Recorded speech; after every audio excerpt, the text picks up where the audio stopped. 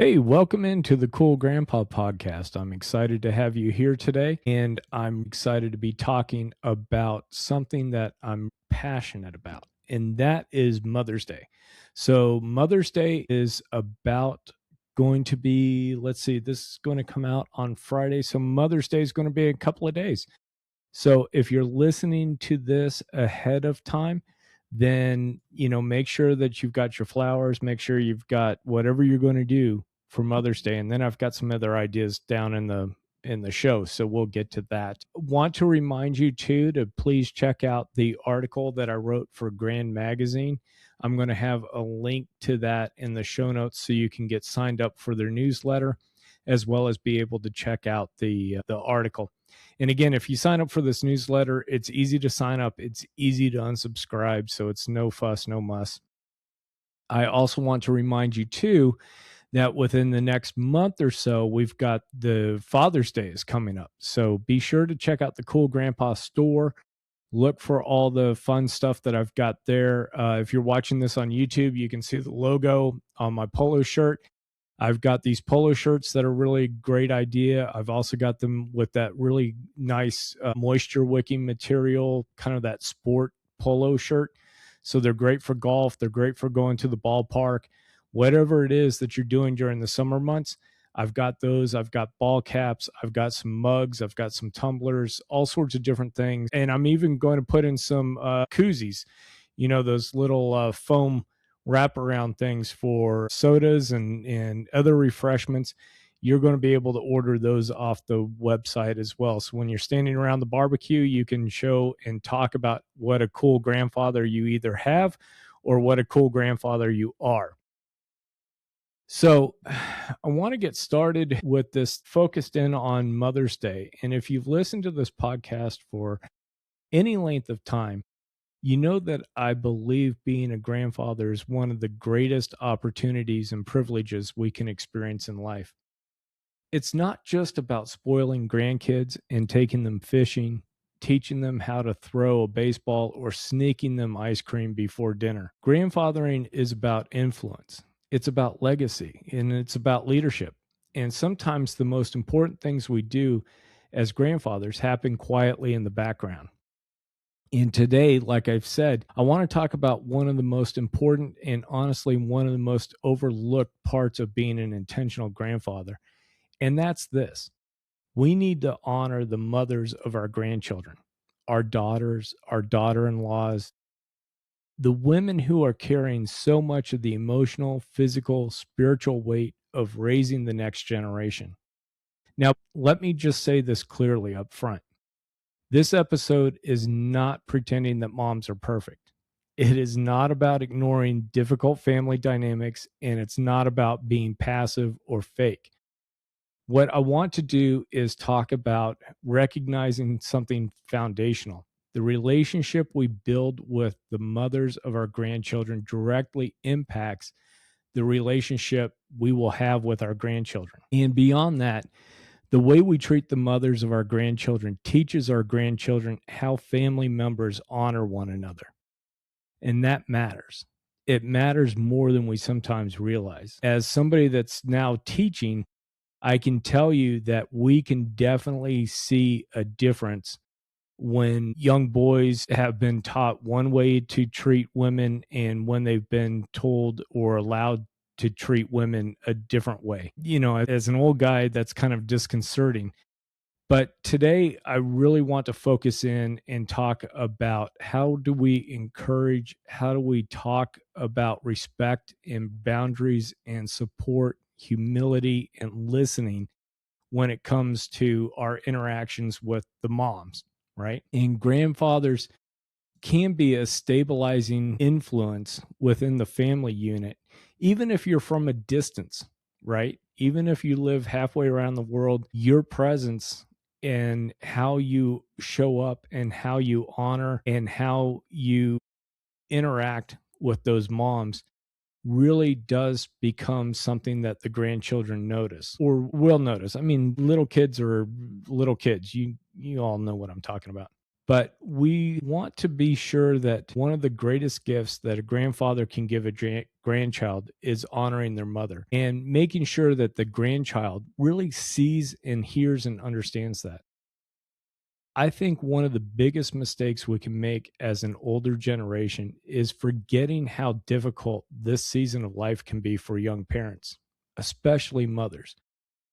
Modern motherhood looks exhausting. Many moms today are trying to balance careers, parenting, philosophies, social media pressures, financial stress, emotional labor, marriages, school schedules, health concerns, and are being sold and told that they have to somehow do it all.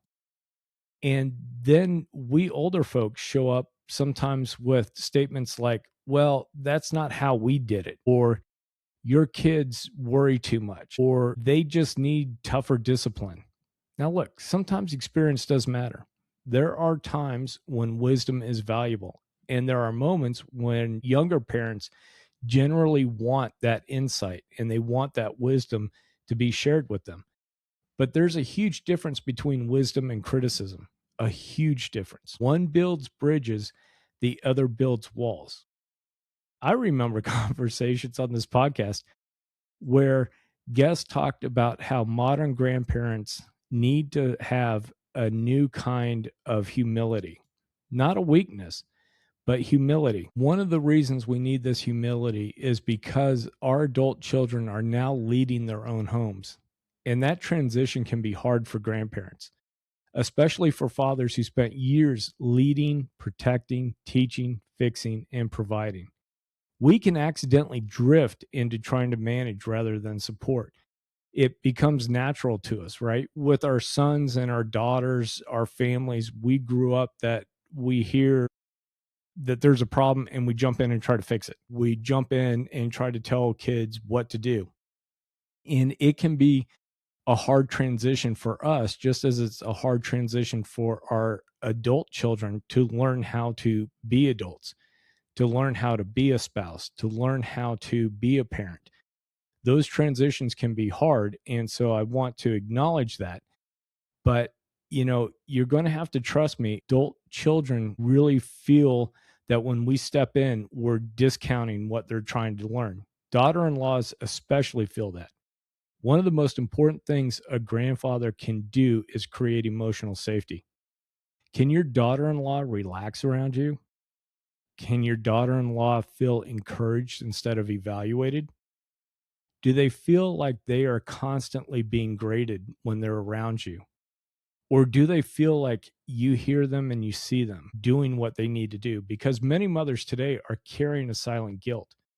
Am I doing enough? Am I failing my kids? Am I balancing my work and family correctly? Am I too soft? Am I too distant? And, honestly, they're just trying to keep up with what's been going on in terms of seeing these perfection being shown to them on social media and even television commercials. Not that that's new. I think the first time television commercials came on, I'm sure there was health and beauty ads all over the place telling women what they need to look like and what they need to do. So that's not new, but it's new to them, right? Every generation as they come into these things, it's new to them. And again, I want to hit on everybody online appears to have the perfect family. They've got perfect lunches, perfect vacations, perfect parenting moments. Meanwhile, real moms are exhausted at Target trying to keep that toddler from melting down in aisle 7. Real moms are worried that when their daughters are going out on their first dates, that what's going to be happening. Real moms are also worried about their sons. Are their sons, behaving themselves, not getting into trouble? Because as a son, I know how goofy I can be even at this age, let alone how goofy I was at 13, 14, 15, 16, and so on. So I know moms have got a lot of pressure there. Grandfathers, I feel, have an opportunity to become encouragers instead of evaluators. That does not mean that we lose wisdom. It means we deliver wisdom through relationship and through trust. Sometimes honoring the mothers of your grandchildren sounds like this: you're doing a better job than you think.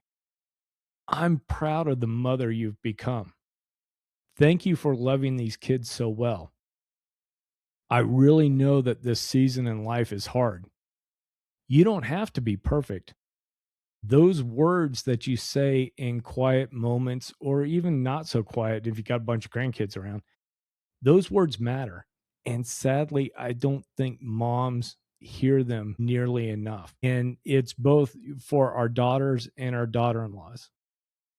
Something I want, something I think about often is this: grandchildren are always learning, even when we think they're not paying attention. And we know this from being parents, right? Like one of the things that people tell you when you're a new parent is be careful. Kids are always listening. Kids are always watching. I mean, they're like little old tape recorders that are always on. And so now it's even more so because now you're not just the parent that can go, oh, I messed up, or oh, I'm changing the rules. You're now the grandparent. You're the grandfather. And they're watching how adults speak to one another. They're watching how conflict is handled. They're watching how men treat women. Again, going back to that observation I had working in the schools, we can definitely see how, people at home are modeling these behaviors for these students that show up. And, the kids are also watching how family members honor or dishonor one another. One of the greatest hidden forms of mentorship a grandfather can offer is really modeling respect, especially toward the mothers in the family.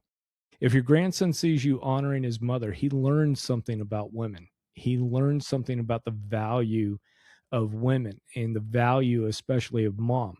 Because that little kid that might be like all of 45 pounds and about 3.5 feet tall, that kid's going to be 6'7" and 250 in the blink of an eye. And if he doesn't learn respect and if he doesn't learn things now, there's going to be a world of trouble down the road.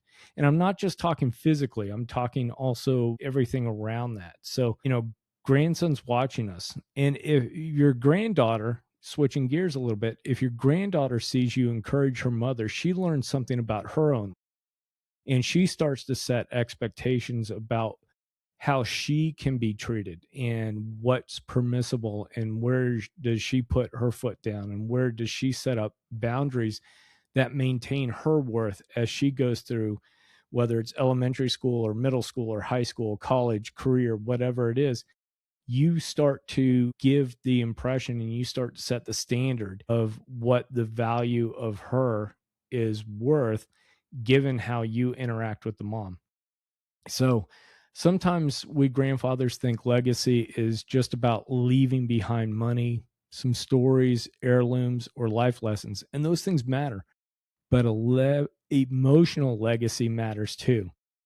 What emotional atmosphere did you help create inside the family? Were we a calming influence, or were we critical? Were we safe, or were we intimidating? Did people feel smaller after being around us, or did they feel stronger? I think about the phrase, be a good seer, be a good sayer. And that idea came up in a previous conversation with a good friend of the show, Neil Taft from Caring Grandparents. A good seer notices good things. A good sayer speaks those things out loud. Many mothers feel invisible. So when a grandfather notices the patience, the effort, the love, the consistency, the sacrifice, and then actually says something encouraging, man, that can only be incredibly meaningful. Not fake praise, not manipulation, real encouragement. Somebody actually saw the effort she was going through to resolve maybe that child having a meltdown at Target, or that encouragement of your grandson or your granddaughter when they're about to do something difficult. Maybe it's even just holding the line as far as standards that they have within the family and understanding the kids are going to push back because they want the easy path. But that mom knows easy will sometimes lead to disaster. I think many men of older generations grew up without much verbal encouragement. You just worked, you provided, you kept moving. That was a given and that was expected. I know certainly I grew up and started working where definitely the idea of, leave your troubles at the door when you get to work. And to a large extent, that I think there's value in that. But at the same time, I think that we also weren't taught how to appropriately deal with when we're having a crisis and that crisis follows us through those doors. How do we work on that? So, anyway, that's a little side tangent, but I think modern families are desperately in need of emotionally healthy voices, and grandfathers can become that, not by becoming soft, not by losing strength, but by understanding that strength and kindness are not enemies. And that's what I was talking about in that example. Some of the strongest men I know, some of the best leaders I know and know of, are incredibly encouraging. Now, let's talk about something difficult. Sometimes grandparents genuinely want to help, but end up overstepping. And this usually comes from good intentions. We love our grandkids. We have experience. We want to protect the family. And as grandfathers, like I said before, we grew up kind of stepping in and fixing things and telling kids was going to be all right and doing a lot of things in the background. And sometimes that really served the child that then became the adult. And then sometimes I feel like maybe we didn't serve them so well by stepping in and doing all that, but it's an impulse that we have. But there is an important reality we have to remember. These are not our children to raise. And boy, can that be hard, especially when we disagree with parenting choices. Maybe screen time looks different than what we would do. Maybe discipline looks different from what we would do and maybe did. Maybe schedules, routines, schooling, food choices, or activities look different than how we did things. But healthy grandfathering requires respecting parental authority. One of the greatest signs of maturity is knowing when not to speak. I do love that old Mark Twain quote, and he probably stole it from somebody else, is that you were given two eyes, two ears, and one mouth. Use them proportionately.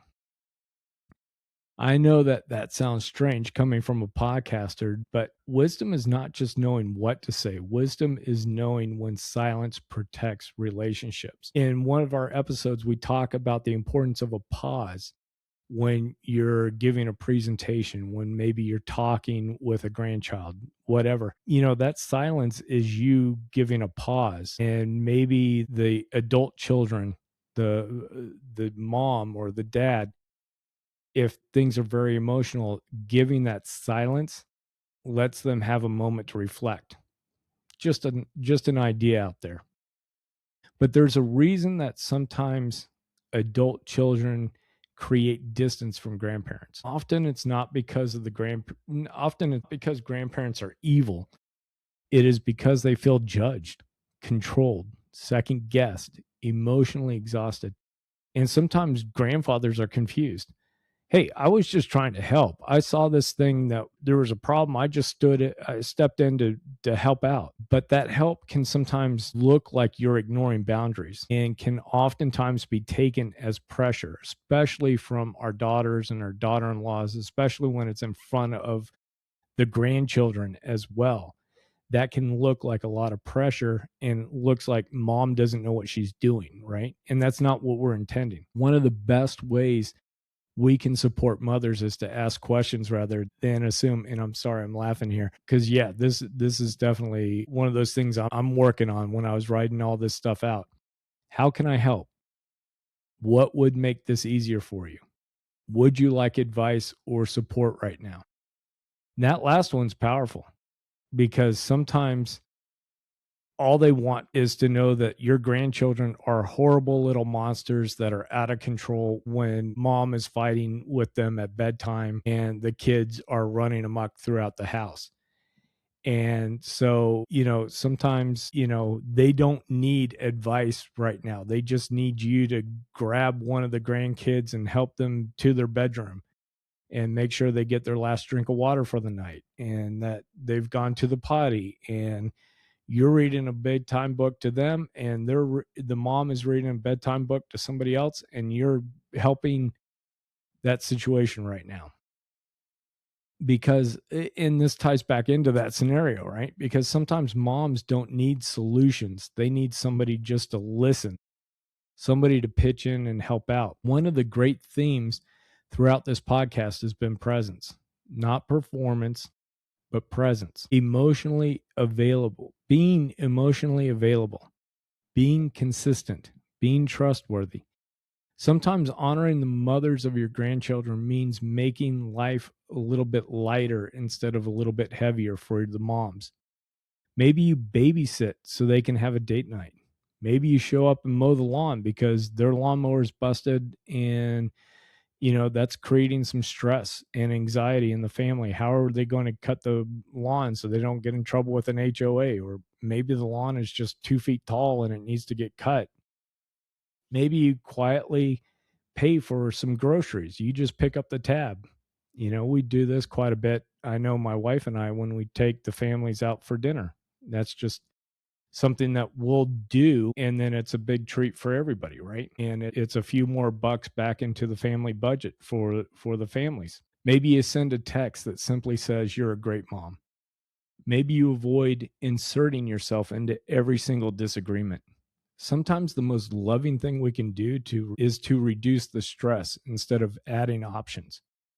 That's one of the things that I think even in our business lives that can really cause a lot of stress and anxiety and analysis by paralysis is adding more options when you're already trying to figure out what the best one is. So sometimes, instead of us chiming in as grandfathers going, "Hey, here's three more different things you can think about." Maybe one of them is just helping those moms get to the best decision based on the options that they're currently reviewing at the time. Now, I want to pivot over a little and spend some time talking really about the importance of your daughter-in-law in that relationship. A lot of what we're talking about is for both daughters and daughter-in-laws and in that relationship, but I want to focus in a little bit more on just daughter-in-laws in this next little bit. So, because I think that relationship is incredibly important between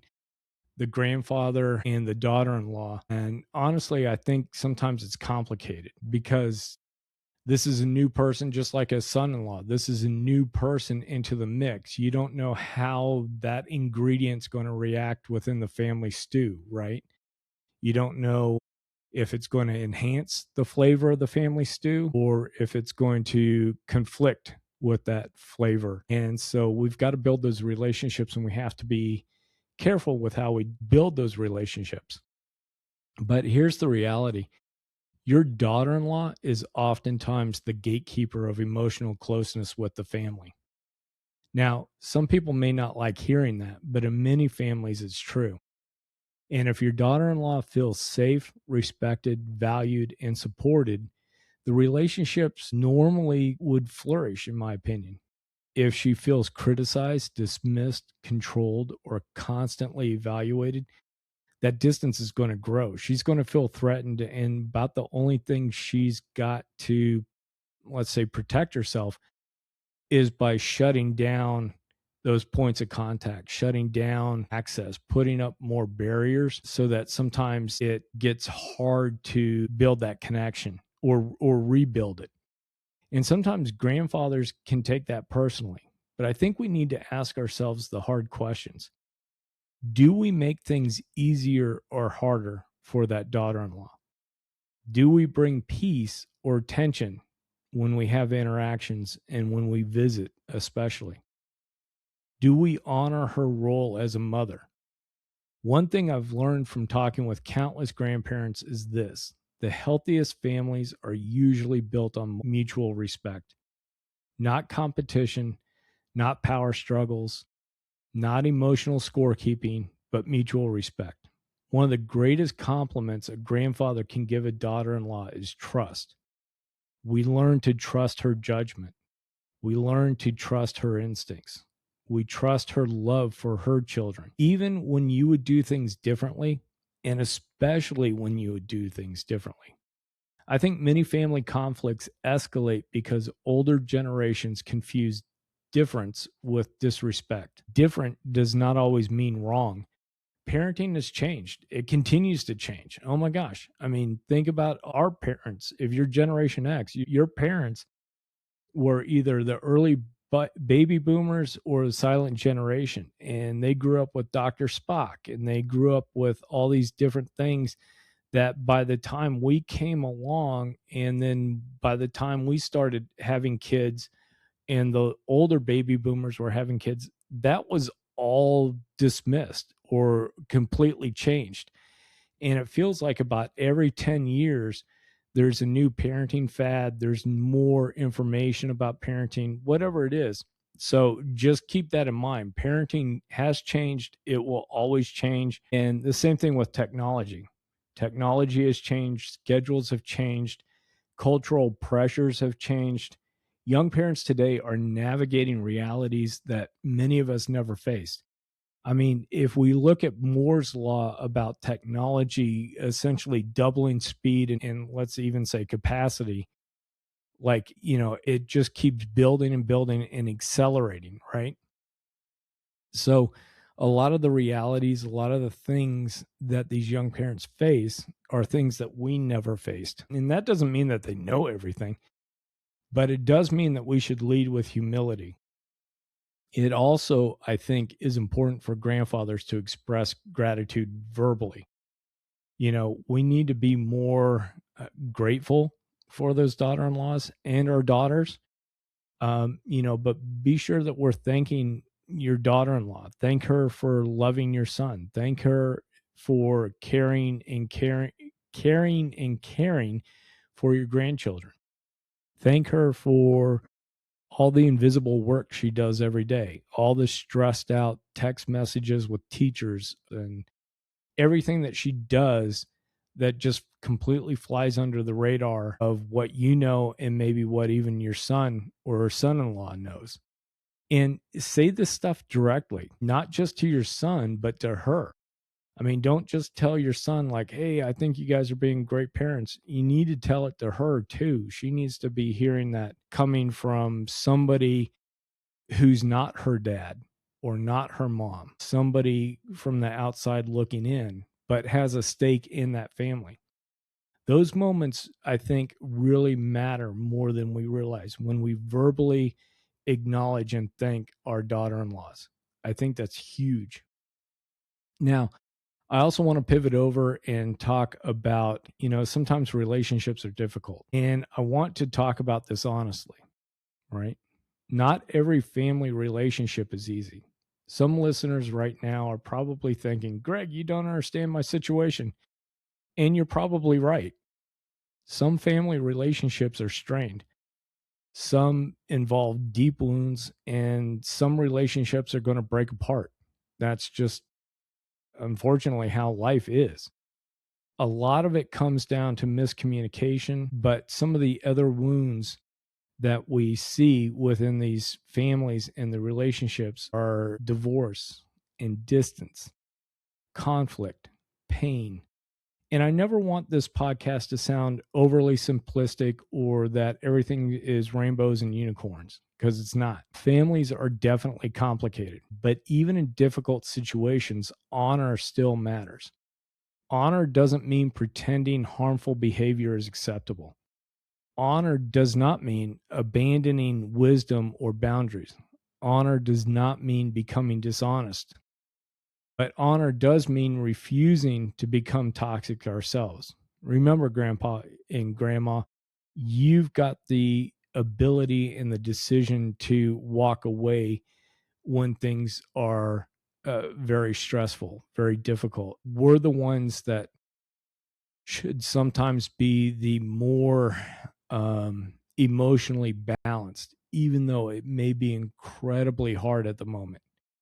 But getting into arguments, getting into fights, burning bridges, becoming super toxic ourselves only adds to the strain of the relationships. We need to be the one avoiding poisoning the grandchildren with the adult conflict. One of the saddest things that children experience is feeling caught between generations. Hearing grandparents criticize parents, especially on those visits.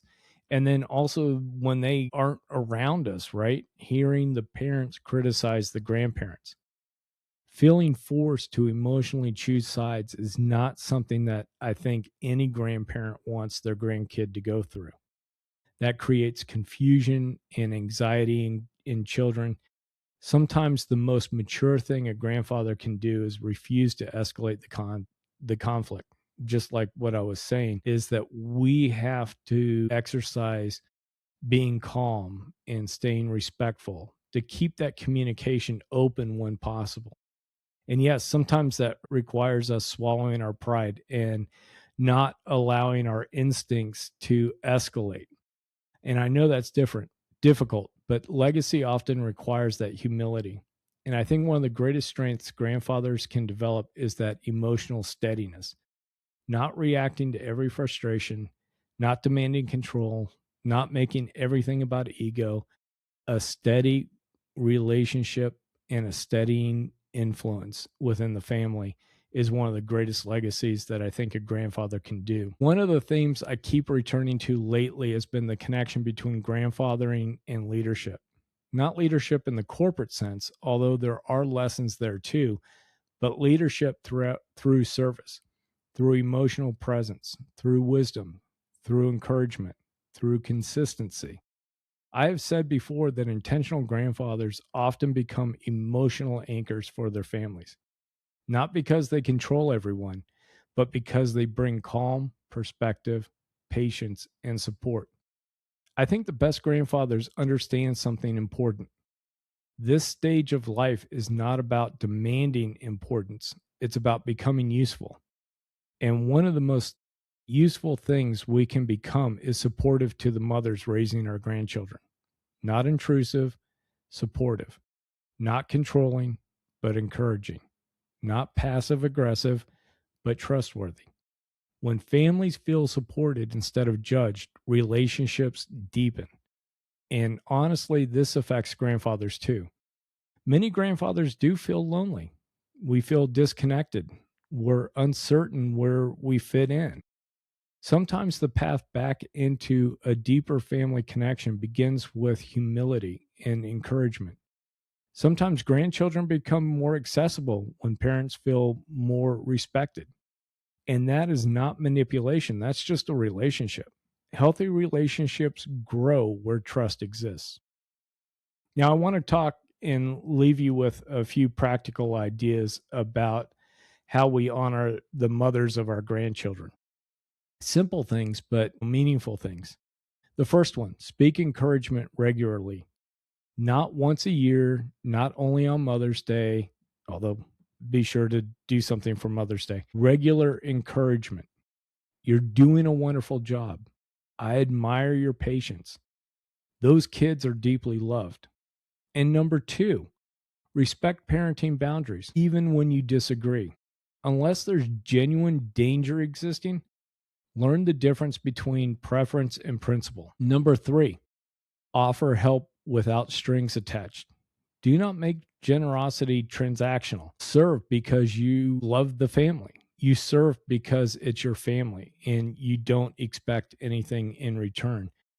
And when you do that, you're going to find that you strengthen that relationship. Number four, avoid sarcasm and passive criticism. Little comments add up, especially for exhausted parents. One of the things that I do is I am very sarcastic and playful with my sons, but I try to really, really watch that with my daughter in laws because I know that sometimes my sense of humor and what I say, if it's taken the wrong way, could be very hurtful. So, all the grandfathers out there that grew up watching a lot of British comedy, American comedies back in the 70s and 80s and things that was just dripping with sarcasm, and it's part of our personalities, let's say, be very careful with this because it can be taken the wrong way and the younger generations don't know how to necessarily deal with that. Just on number four, just be careful with that sarcasm and the passive criticism. Number five, support your son in becoming a better husband and father. Don't just focus on the moms. Encourage the fathers too. Strong marriages create stronger family environments. And if you can support your son in becoming a better husband and father, that should in turn make mom's life a lot easier, right? Or at least they're working at a higher level as a unit. And that's what we want. Number 6, if you pray, pray for them. Pray for wisdom, pray for peace, pray for health, pray for patience, pray for connection. And number 7, remember your grandchildren will benefit when their parents feel loved and supported. A peaceful family environment is one of the greatest gifts that children can receive. And so, as we wrap up today, I want to leave you with this thought. Grandfathering is not only about our relationship with our grandchildren, it's also about the environment we help create around them. And one of the greatest ways we can shape that environment is by honoring the mothers who are raising them, our daughters, our daughter in laws, the women who are carrying so much of the responsibility and the pressure and the emotional labor of raising that family and keeping things together. That when grandfathers become voices of encouragement instead of criticism, when we become stabilizing instead of controlling, when we become trustworthy instead of demanding, families become healthier. And healthier families create healthier children. And I truly believe that. Now, look, before I go, I want to encourage you to do one simple thing this week or this weekend. Send a message, make a phone call, write a note, and simply tell the mother of your grandchildren, I appreciate you. Don't overcomplicate it. Just let her know she's important and the role she plays in the family is important. You might be surprised how deeply those words will matter. Now, look, I want to thank you for joining me today on the Cool Grandpa podcast. If this episode has encouraged you, I would appreciate it if you would share it with another grandfather or heck, even another father. Leave a review or post about the podcast on social media. If you happen to go over to YouTube, look up the Cool Grandpa podcast on YouTube, like and subscribe to that. I'm really close to getting to a member or a subscriber milestone, and I'd love your support in helping me get there. And I want you to remember this, that you are not alone on this journey. There is a tribe of grandfathers walking arm in arm with you. And I want you to know that you are supported. So until next time, keep showing up, keep learning, keep loving your family well, and above all, remember to stay cool.